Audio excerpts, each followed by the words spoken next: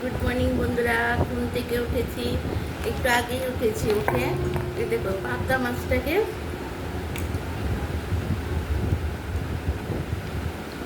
বরফটা ছাড়িয়ে নিচ্ছি।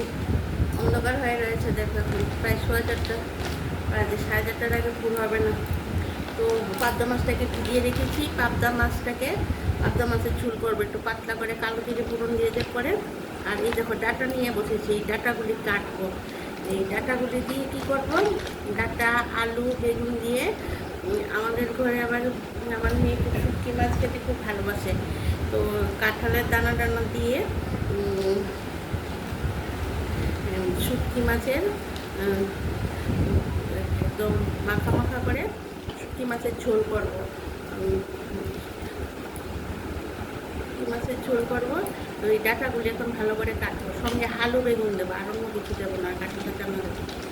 আর এখানে পাবদা মাছ হবে, আর ডাল হবে। আর দেখি কারকল আছে, কারকল ভাজা করতে পারি, বা পটল ভাজা, যেটা করি। ভাজা এখন কী করবো জানি না, আগে এগুলি করি। আর বন্ধুরা এখনও চা খাইনি।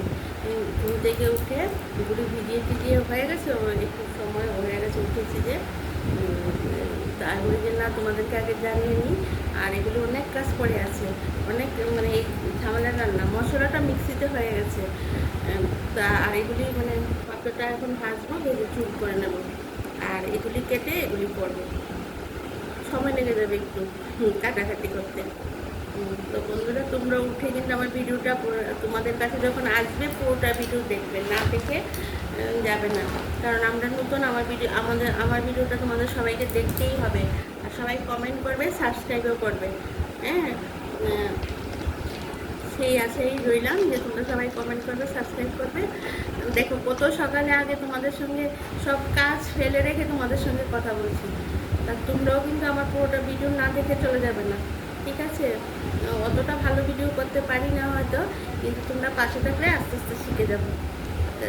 তাহলে বন্ধুরা এখন রাখি, দেখি যদি পারি। অনেকদিন ধরেই বলছি, মানে সব রান্না দেখিয়ে ফেলেছি, অনেকবার দেখিয়ে ফেলেছি, তাই রান্নাটা দেখাচ্ছি না। কিছুদিন পরে দেখাবো, তার জন্য দেখাচ্ছি না। তোমরা হয়তো ভাবছো যারা যারা আমার রান্নাগুলো দেখেছিল দেখাচ্ছি না কেন, সব রান্না দেখিয়ে ফেলেছি, তার জন্য কিছুদিন পরে তো আবার দেখাবো। এখন রাখি, তোমরা সবাই ভালো থাকো, টাটা, বাই বাই।